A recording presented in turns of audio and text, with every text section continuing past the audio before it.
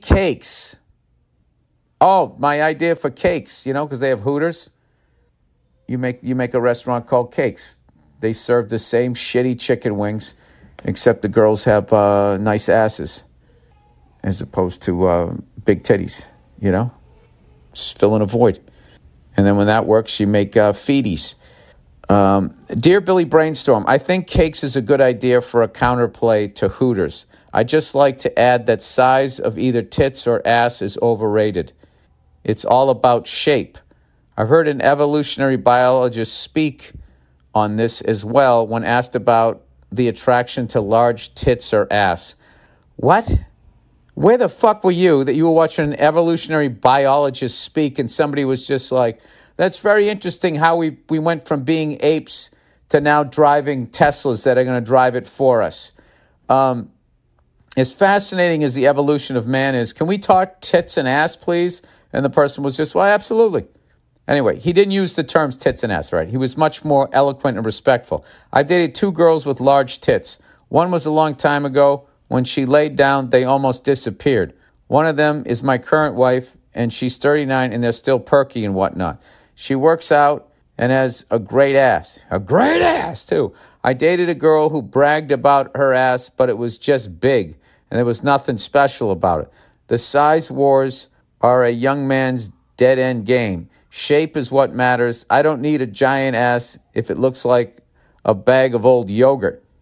Hey, man, I was just trying to fucking open a restaurant, and you're sitting there, like the chicks I'm going to have working there won't have, I don't know what a fucking nice ass looks like. I need to talk to an evolutionary biologist. What the fuck is in the water this week? You guys are all coming at me.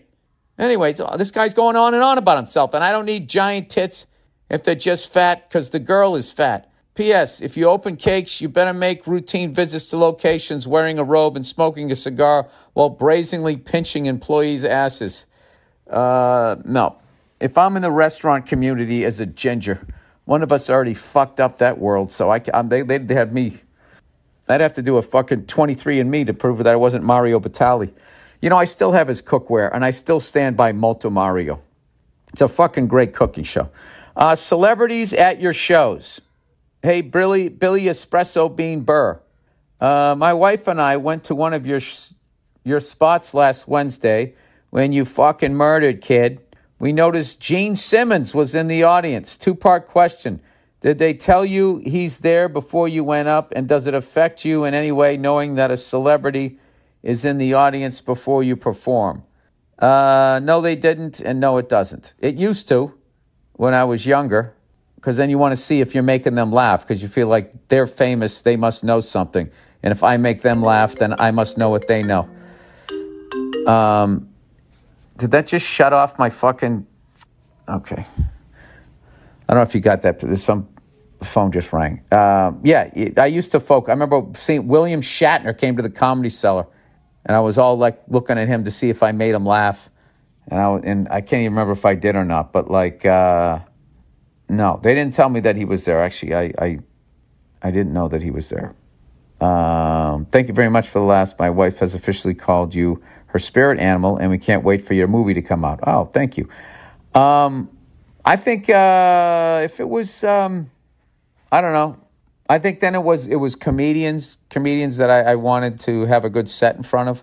I remember a long time ago when I was doing the Rich Bitch Tour with Donnell, Ashley, Larry Rawlings, and the late, great Charlie Murphy. I remember we went down and we did the Comedy Union, and Eddie Murphy came out to see us, and I was definitely aware that he was there. And, of course, I did not have a good set.